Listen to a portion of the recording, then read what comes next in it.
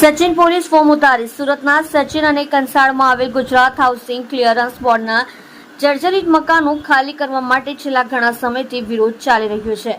ત્યારે આજે પોલીસની ફોર્મ ઉતારી પાણી અને વીજ કનેક્શન કાપવાની કામગીરી કરવામાં આવી રહી છે। લોકોને ઘરોમાં બંધ કરી અને વિરોધ ન થાય તે રીતે બળપૂર્વક કામગીરી કરવામાં આવી રહી છે। સચિનના પાલીગામમાં 6 માળની ઇમારત ધરાશાયી થયા બાદ 7 લોકો અંદર કાટમાળમાં દટાઈ ગયા હતા અને 7 લોકોના મોત થયા છે। આ ઘટના બાદ મહાનગરપાલિકાનું તંત્ર સફાળું જાગ્યું છે અને જર્જરિત મકાનોને તાત્કાલિક ખાલી કરવાના આદેશ આપી દીધા છે।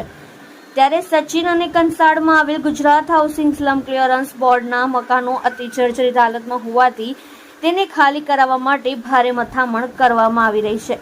અગાઉ નોટિસો પાઠવ્યા બાદ તાત્કાલિક મકાનો ખાલી કરવા માટે આદેશ આપવામાં આવ્યા હતા। ત્યારે ઘણા મકાનના રહીશોએ મકાનો ખાલી કરી નાખ્યા છે, પરંતુ હજુ ઘણા બધા લોકોને વૈકલ્પિક વ્યવસ્થા મળી નથી, જેના કારણે આજે ગુજરાત હાઉસિંગ બોર્ડના ચેરમેન સહિતનો સ્ટાફ અને સુરત મહાનગરપાલિકાના માણસો અને પોલીસના જવાનો સાથે પાણી અને વીજ કનેક્શન કાપવા માટે ટીમ ઉતરી ગઈ છે।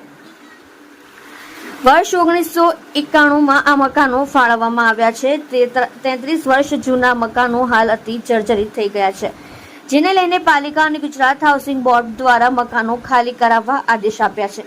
જોકે આજે પાણી અને વીજ કનેક્શન કાપવા માટે પોલીસના ધાડા ઉતારી દેવામાં આવ્યા છે અને આ રહીશો કોઈ ગુનો આચરીને છુપાયેલા હોય તેવી રીતે વર્તન કરવામાં આવી રહ્યું હોય તેવું લાગે છે।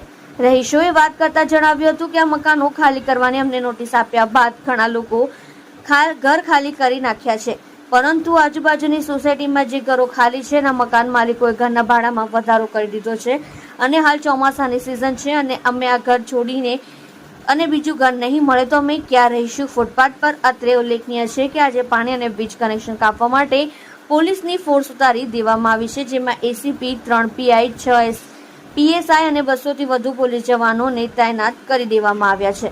આ સાથે ગુજરાત હાઉસિંગ બોર્ડના ચેરમેન પણ અહીં ઉપસ્થિત થાય છે અને લોકોને ઘર ખાલી કરવા માટે સમજાવી રહ્યા છે। ત્યારે હવે જોવાનું રહ્યું છે કે આ મધ્યમ વર્ગના લોકોને સમય આપવામાં આવશે કે પછી આ ચોમાસાની સિઝનમાં તેમને ફૂટપાથ પર રહેવાનો વારો આવશે।